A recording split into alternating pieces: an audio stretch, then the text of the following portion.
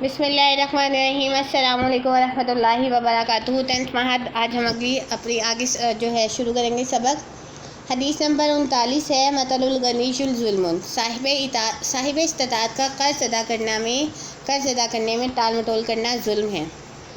ٹال مٹول کرنے کے بارے میں وعید ہے کہ علماء نے اس حدیث کا یہ مطلب بیان کیا ہے کہ جب کوئی مالدار آدمی کوئی چیز خریدے پھر باوجود مال موجود ہونے کے اس کی قیمت ادا نہ کرے، یا اسی طرح کوئی آدمی کسی سے قرض لے لے باوجود مال موجود ہونے کے قرض ادا کرنے میں ٹال مٹول سے کام لے، اور آج کل یہ ہوتا رہتا ہے، تو اس شخص کے بارے میں یہ وعید ہے کہ وہ کیا ہے؟ ظالم ہے۔ غنی سے مراد جو قرض کی ادا کرنے پر قادر ہو، اگرچہ فی نفسی وہ فقیر کیوں نہ ہو، اس میں عموم ہے، خواہ وہ معاملہ بیوی شوہر کے درمیان کا ہو، یا آقا غلام کے درمیان کا ہو، یا حاکم رعایا کے درمیان کا ہو، خواہ وہ مالی ہو یا غیر مالی، سب کو اس حدیث میں یعنی کہ سب اس میں برابر ہے کہ ایک شخص جو ہے اس نے مال لیا، یعنی کہ ادھار لیا، قرضہ لیا، اور پھر اللہ تعالیٰ نے اس کو اتنا مالدار بنا دیا کہ وہ آرام سے وہ قرضہ ادا کر سکتا ہے، اس کے باوجود وہ قرضہ ادا نہیں کر رہا، تو اس کو یعنی کہ اس کا یہ قرض ادا نہ کرنا، ٹال مٹول کرتے رہنا، یہ ظلم میں شمار ہے۔ ٹال مٹول کرنے والے کی سزا ایک دوسری حدیث میں آپ صلی اللہ علیہ وسلم نے ارشاد فرمایا، لیہ الواجد یحل عرضہ وعقوبتہ، لیہ الواجد یحل عرضہ وعقوبتہ، قرض نہ ادا کرنے والے کا ٹال مٹول کرنا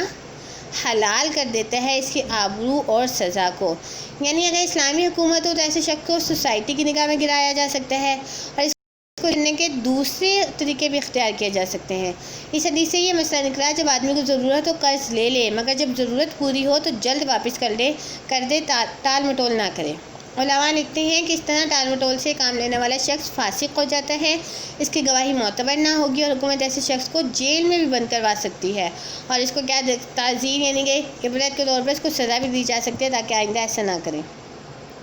لغوی صرفی تحقیق دیکھیں، مثلو جو ہے وہ باب نصرہ سے مصدر ہے بمعنی ٹال مٹول کرنا، الغنیشی باب سمیہ سے بمعنی مالدار، اور ظلم جو ہے یہ بھی مصدر ہے باب نصرہ سے۔ ترکیب دیکھیں اس کی، مثل مضاف، الغنیشی مضاف الیہ، مضاف و مضاف الیہ مل کر مبتدا، ظلم خبر، مبتدا خبر مل کر جملہ اسمیہ خبریہ ہوا۔ اگلی حدیث ہے ہمارے پاس، طلب العلم فریضۃ علی کل مسلم۔ طلب علم فریضۃ علی کل مسلم، علم کی طلب ہر مسلمان پر فرض ہے۔ علم کی طلب ہر مسلمان پر فرض ہے، یعنی علم حاصل کرنا ہر مسلمان پر فرض ہے، اور یہاں پر مسلمان مرد عورت دونوں شامل ہیں۔ اچھا جی، طلب العلم سے کیا مراد ہے؟ اس کے بارے میں علماء کا اختلاف ہے۔ بعض علماء فرماتے ہیں اتنا علم مراد ہے جس کے بغیر آدمی نہ فرائض ادا کر سکے اور نہ ہی حرام سے بچ سکے، اور یہ دین ہی کے علم سے ہوگا، تو مراد دین کا ہی علم ہے۔ اور بعض علماء فرماتے ہیں وہ علم مراد ہے جس کی ضرورت انسان کو بالفور ہو، جیسے مثال کے طور پر جو ہے اس کے لیے روزگار کمانے کے لیے، اس کے لیے بھی انسان کو علم حاصل کرنا پڑے گا، تو اس سے مراد وہ علم بھی ہو سکتا ہے۔ اور بعض کے نزدیک اس سے مراد اخلاص ہے،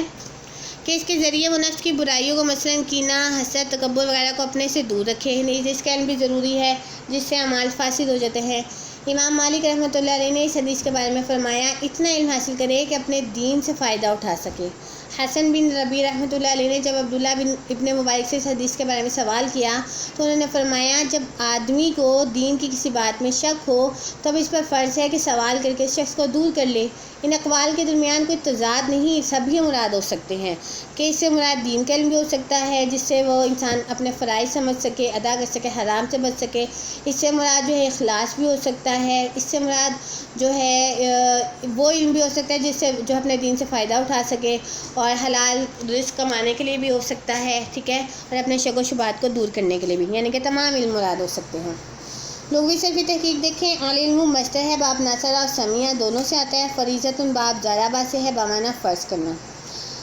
ترکیب دیکھیں، نحوی ترکیب، طلب مضاف، العلم مضاف الیہ، مضاف و مضاف الیہ مل کر مبتدا، فریضۃ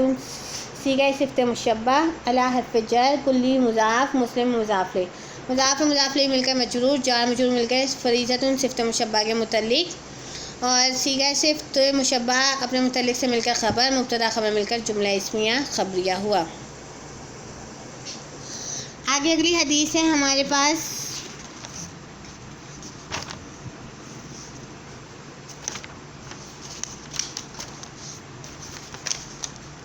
مقلہ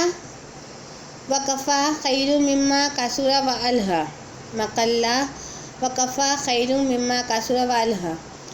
جو مال کم ہو کفایت کرنے والا ہو اور وہ اس مال سے بہتر ہے جو زیادہ اور غافل رکھنے والا ہو۔ جو مال کم ہو اور کفایت کرنے والا ہو اس مال سے بہتر ہے جو زیادہ اور غافل رکھنے والا ہو۔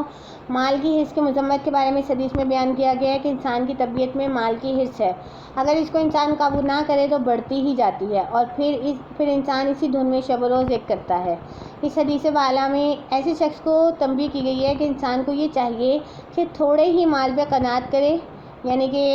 تھوڑے ہی مال پر صبر کرے، ایسا نہ ہو کہ مال تو زیادہ ہو جائے اور یہ اس مال میں ایسا لگے کہ اپنے رب کو بھلا دیں۔ امام غزالی رحمۃ اللہ علیہ نے نقل کیا ہے کہ اللہ تعالیٰ انسان کو مخاطب کر کے فرماتے ہیں، انسان تجھے ساری دنیا کی دولت بھی مل جائے تب بھی تجھے 2 وقت کی روٹی ہی میسر آتی ہے۔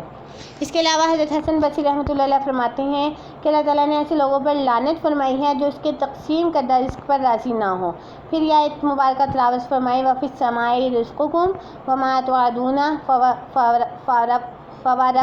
رَبِّ السَّمَاءِ وَالْأَرْضِ إِنَّهُ لَحَقٌّ، آسمان میں تمہارا رزق ہے اور جس چیز کا تم سے وعدہ کیا جاتا ہے اور رزق آسمان اور زمین کے رب کی قسم وہ حق ہے۔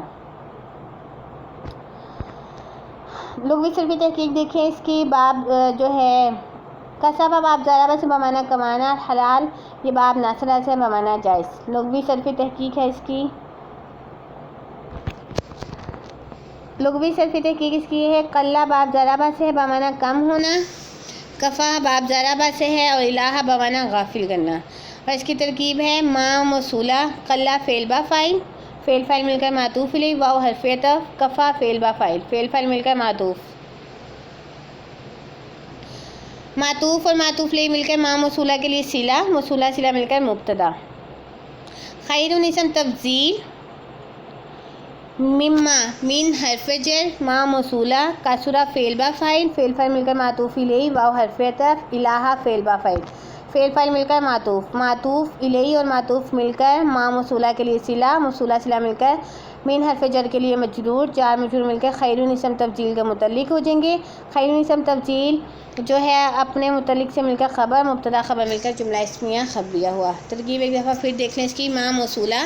قلہ فعل با فاعل، فعل فاعل مل کر معطوف الیہ، واو حرف عطف، کفا فعل با فاعل، فعل فاعل مل کر معطوف، معطوف اور معطوف الیہ مل کر ما موصولہ کے لیے صلہ، موصولہ صلہ مل کر مبتدا،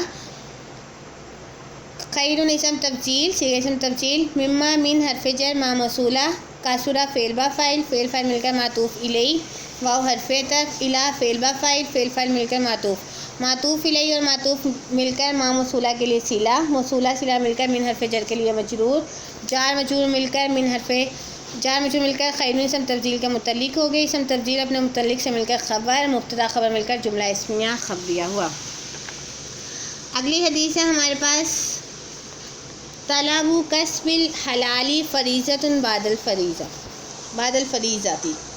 طلب کسب الحلال فریضۃ بعد الفریضۃ،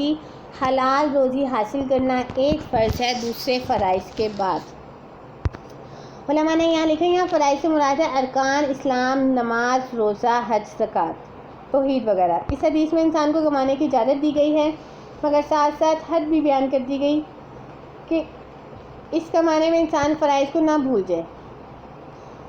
کمانے کے 4 درجے علماء نے بیان کیے ہیں۔ علماء نے لکھا ہے کہ کبھی کمانا فرض ہو جاتا ہے، کبھی حرام، کبھی مستحب اور کبھی مباح۔ فرض اس وقت ہوتا ہے کہ جب اس کے پاس اتنا بھی مال نہ ہو جس سے وہ خود اپنے اہل و عیال کو کھلا سکے۔ حرام اس وقت ہوتا ہے کہ جب کہ وہ اس مال سے فخر اور اپنی شان کو بڑھانے کے لیے کمائے۔ مستحب اس وقت ہوتا ہے جب کہ وہ اپنی اور اپنے اہل و عیال کی ضرورت سے زائد کمائے اور اس نیت کے ساتھ کہ میں اس مال سے مسکینوں اور فقیروں کی مدد کروں گا۔ اور مباح یعنی کہ جائز اس وقت ہوتا ہے کہ جب وہ اپنی ضرورت سے زائد کمائے اس نیت سے کہ اس مال سے اپنی عزت و آبرو وغیرہ کی حفاظت کروں گا۔ لغوی صرفی تحقیق ہے اس کی کہ کسبہ باب ضربہ سے بمانا کمانا، الحلال یہ باب ناصرہ سے ہے بمانا جائز ہونا۔ نحوی ترکیب ہے، طلب مضاف، کسبی مضاف لی، مضاف الیہ مضاف، الحلالی مضاف الیہ، یہ سارے مضاف مل کے جو ہے مبتدا، فریضۃ موصوف بعد مضاف الفریضۃ مضاف لہ مضاف لہ مل کر صفت موصوف صرف مل کر خبر مبتدا خبر مل کر جملہ اسمیہ خبریہ ہوا۔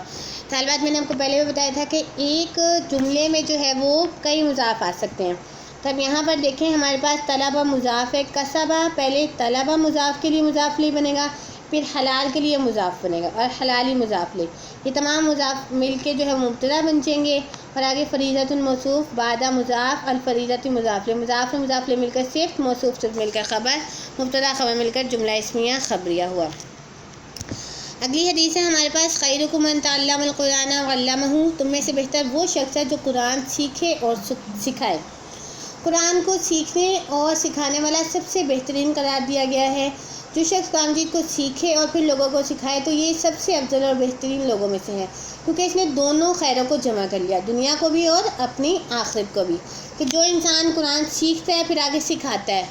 سکھاتا ہے اور لوگوں کو سکھاتا جاتا ہے، تو اس طریقے سے وہ صدقہ جاریہ بنتا جاتا ہے۔ جو وہ انسان جتنے لوگوں کو آگے سکھائے گا پھر آگے کو سکھائے گا، سب کا ثواب اس انسان کو ملے گا جس نے پہلے سکھایا۔ بعض علماء فرماتے ہیں بہترین ہونے کی وجہ یہ ہے کہ آپ صلی اللہ علیہ وسلم کا دنیا میں تشریف لانا اس مقصد کے لیے تھا کہ وحی کے ذریعے جو قرآن حاصل ہو اس کی حکمت کو سیکھا اور دوسروں کو سکھایا جائے۔ تو اب جو بھی قیامت تک قرآن مجید کو سیکھے اور سکھائے گا تو یہ شخص گویا آپ صلی اللہ علیہ وسلم کی خاص مشن کا علمبردار ہوتا ہے، اس کو آپ صلی اللہ علیہ وسلم کی خاص الخاص نسبت حاصل ہوگی، اس لیے اس کو سب سے افضل قرار دیا گیا ہے۔ ملا علی قاری رحمۃ اللہ علیہ فرماتے ہیں انبیاء السلام کے بعد یہ لوگ بہترین ہیں جو کلام اللہ کو سیکھے اور پھر سکھائیں گے، مگر اس سیکھنے اور سکھانے میں اخلاص اور رضا الہی کو سامنے رکھے، دنیاوی کوئی غرض سامنے نہ ہو کہ ہم یہ اللہ تعالیٰ کی رضا کے لیے سیکھتے ہیں اور اللہ تعالیٰ کی رضا کے لیے اس کو ہم کیا کریں گے، آگے سکھائیں گے، ہماری غرض یہ ہونی چاہیے۔ آگے ہے اس کی لغوی صرفی تحقیق دیکھیں، تعلمہ جو ہے باب تفاعل سے آئے گا تو بامانہ سیکھنا، اور باب تفعیل سے آئے گا تو علمہ بامانہ سکھانا۔ نحوی ترکیب ہے خیر مضاف کم ضمیر مضاف لہ مضاف مل کر مبتدا من موصولہ، تعلم فعل با فاعل القرآن مفعول فعل فاعل مفعول مل کر معطوف الیہ، علامہ فعل با فاعل ہو ضمیر مفعول فعل فاعل مفعول مل کر معطوف الیہ معطوف مل کر خبر مبتدا خبر مل کر جملہ اسمیہ خبریہ ہوا۔ اگلی حدیث میں ہمارے پاس حب الدنیا رأس کل خطیئۃ، دنیا کی محبت ہر خطا کی جڑ ہے۔ تمام برائی کی جڑ دنیا کی محبت ہے، کیونکہ اس وجہ سے کہ اکثر گناہ دنیا کی محبت کی وجہ سے انسان کرتا ہے۔ ایک اور حدیث میں آتا ہے کہ اللہ تعالیٰ نے موسیٰ علیہ السلام پر وحی بھیجی، اے موسیٰ دنیا کی محبت میں مشغول نہ ہونا، میری بارگاہ میں اس سے بڑا کوئی گناہ نہیں۔ عبداللہ بن مبارک رحمۃ اللہ علیہ نے اس کے بارے میں فرمایا ہے کہ جب دنیا کی محبت اور گناہوں نے کسی دل کو اپنا شکار بنا لیا تو ویسے دل میں بھلائی کبھی نہیں پہنچ سکتی۔ صاحب مظاہر حق فرماتے ہیں کہ دنیا کی محبت جس دل میں آ جائے تمام اصلاح کرنے والے اس کو راہ راست پر نہیں لا سکتے، اور جس نے دنیا کو اپنے دل سے نکال دیا تو اب تمام گمراہ لوگ اس کو راہ راست سے بھٹکا نہیں سکتے۔ علماء فرماتے ہیں اس حدیث کا مفہوم مخالف یہ ہوگا کہ دنیا سے بے تعلقی رکھنا یہ تمام عبادتوں اور نیکیوں کی جڑ ہوگی، اور ویسے بھی جو دین حاصل کرتا ہے دین پہ عمل کرتا ہے دنیا اللہ تعالیٰ اس کے قدموں میں ڈال دیتے ہیں، اور جو دنیا کے پیچھے بھاگتا ہے اللہ تعالیٰ اس کو اور دنیا کے پیچھے بھگاتے ہیں اور دنیا کو تیز کر دیتے ہیں۔ اچھا جی، اس کی لغوی صرفی ہے تحقیق الدنیا عالم کو کہیں گے جو موجودہ زندگی کو کہتے ہیں، دنا دنون بمعنی قریب ہونا۔ نحوی ترکیب ہے حب مضاف الدنیا مضاف لہ مضاف لہ مل کر مبتدا رأس مضاف کلی مضاف لہ مضاف خطیئۃ مضاف لہ، یہ تمام تینوں مضافات مل کر خبر مبتدا خبر مل کر جملہ اسمیہ خبریہ ہوا۔ اللہ تعالیٰ ہمیں عمل کی توفیق دے۔ السلام علیکم ورحمۃ اللہ۔